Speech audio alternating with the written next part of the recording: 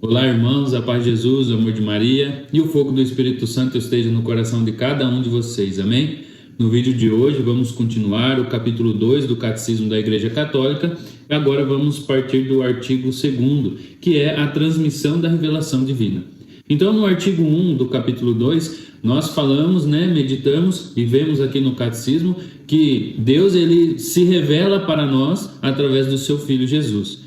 E Jesus, na sua missão redentora, ele acolhe os discípulos e entre eles escolhe 12, aos quais ele contava as coisas mais claramente. Ele não falava em parábolas, ele falava abertamente aos apóstolos para que eles ali, que são os 12 escolhidos, os 12 apóstolos, ficassem incumbidos da missão de continuar a revelação que Jesus teve início nele. Então a igreja deveria continuar essa revelação para que tudo se cumprisse, para que toda a promessa de Jesus para nós se cumprisse. Assim como Jesus falou que o Espírito Santo de Deus estaria conosco até o fim dos tempos, então ele foi colocando a hierarquia, foi preparando, e aí os apóstolos, por sua vez, depois do dia de Pentecostes, eles começam a anunciar a boa nova, a transmissão da revelação divina, e eles também continuam o trabalho que Jesus começou, assistidos pelo poder do Espírito Santo. Então, através deles também vai se formando comunidades, eles vão formando pessoas,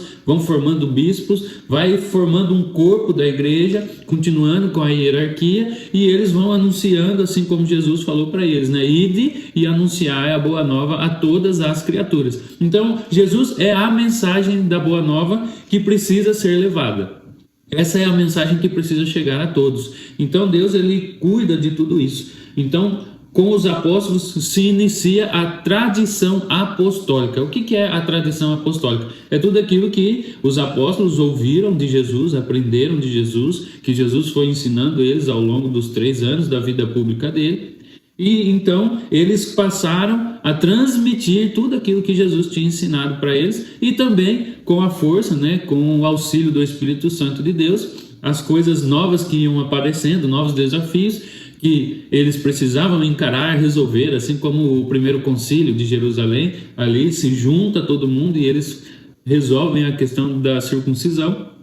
Então, a partir dos apóstolos, essa tradição apostólica, ela começa a ser transmitida. Por quê? Aí eles começaram a formar os bispos e a confiar a eles também a mensagem que Jesus revelou para eles. Então, essa transmissão da revelação divina, ela se dá dessa forma no começo da igreja, pela tradição oral, anunciada, falada, passada oralmente dos apóstolos para os fiéis, para os bispos e para toda a igreja. E também tem a segunda forma, que depois, futuramente, a revelação divina passa a ser transmitida também através dos escritos. Então, os próprios apóstolos, eles escrevem os evangelhos, escrevem as cartas, depois Paulo vai escrever também as cartas, todos eles inspirados pelo Espírito Santo de Deus. Então, essa é a tradição apostólica que é passada para nós através da fala, oralmente, e através da escrita. Então, essas são as duas formas que a revelação divina é transmitida através da história da igreja. E até aqui, então, nós falamos da tradição apostólica, que ela é especialmente essa tradição dos primeiros séculos que foi passada pelos apóstolos. Agora, temos as realidades das tradições de cada lugar, de cada região, de cada diocese, de cada paróquia, que tem certas tradições que não são já essas mesmas tradições apostólicas. Aí já é uma tradição eclesial, que pode ser mudada, pode ser transformada, pode ser esquecida, parada de se utilizar, porém ela não afeta a tradição apostólica que vem nos ensinar sobre os dogmas, sobre toda a doutrina da igreja em si, o tesouro ali, ela não pode ser afetada. Então, a tradição apostólica é essa dos apóstolos, na qual a igreja ainda vive até hoje, se baseando nela. E também temos, com o passar do tempo, os apóstolos escreveram os evangelhos, escreveram as cartas, e aí se fez então a Sagrada Escritura. Graças a Deus temos a palavra de Deus que veio desses homens que foram inspirados pelo Espírito Santo e deram a vida por Jesus e deixaram esse tesouro para nós. A Sagrada Escritura e a Sagrada Tradição, elas têm uma união intrínseca nelas porque elas têm a mesma fonte. Tanto a Sagrada Tradição quanto a Sagrada Escritura, elas têm a mesma fonte, que são os apóstolos. Então a tradição oral da igreja veio dos apóstolos e as Sagradas Escrituras, que também veio dos apóstolos. Então elas têm, aí são coisas diferentes, né? A tradição tem algumas coisas que não está tudo na palavra, na Sagrada Escritura, mas elas também são unidas de uma forma que uma completa a outra, porque elas têm a mesma fonte. As duas veio do coração dos apóstolos que transmitiram a revelação divina para os bispos e depois que foi outros bispos, tanto que se a gente pega os bispos de hoje, a gente consegue ver qual foi o apóstolo que deu a ordenação, de qual apóstolo ele é filho, né? Então ele vai seguindo bispo após bispo, até chegar nele. Então veja que maravilha que é isso, essa tradição sem interrupção, sem rompimentos, que é a Igreja Católica.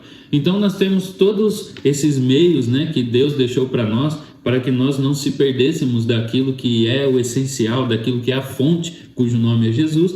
Então a igreja, ela tem esse tesouro guardado, né, que foi transmitido pelos apóstolos através das palavras e através das escritas, e nós conseguimos então assim manter esse tesouro verdadeiro, né, sem desvios, porque ele é uma linha ininterrupta pelo tempo da humanidade, pela história da igreja. Então temos essas duas revelações, né? A Sagrada Tradição e a Sagrada Escritura. E quem cuida desses dois pilares da igreja é o Sagrado Magistério, que é todo o corpo episcopal vivo da igreja, eles que recebem a missão, né, de guardar, de proteger todo esse tesouro que Deus deu para nós, para que a mensagem, né, a divina mensagem, continue sendo transmitida de uma forma honesta, verdadeira e sem manchas, né? Então, tudo aquilo que se diz hoje em questão da Sagrada Escritura e da Sagrada Tradição é o magistério vivo da igreja que cuida, que ora, que escuta o Espírito Santo e que vai continuando dirigindo a igreja conforme o Espírito Santo sopra no coração de cada um deles. E é também justamente o magistério da igreja que veio proclamando os dogmas de fé, que são coisas que estão reveladas na Sagrada Escritura, juntamente com a Sagrada Tradição. Então, ao longo do tempo, para se criar esse tesouro protegido, guardado na igreja, o magistério, eles foram formando os dogmas, que é nada mais, nada menos do que luzes que iluminam a nossa vida, para que a gente possa ter uma caminhada segura nessa peregrinação aqui na Terra.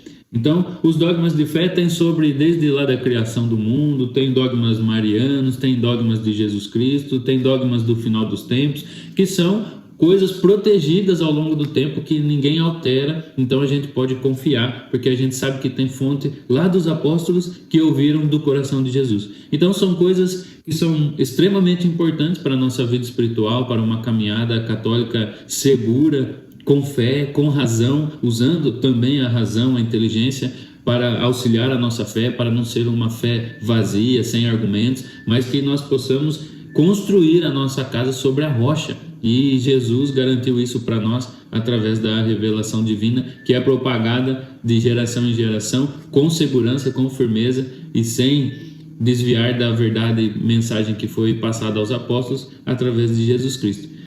Então, irmãos, esse foi o segundo artigo, né, do capítulo 2 do Catecismo da Igreja Católica. Vocês vão perceber que eu não vou ficar lendo parágrafo por parágrafo do Catecismo.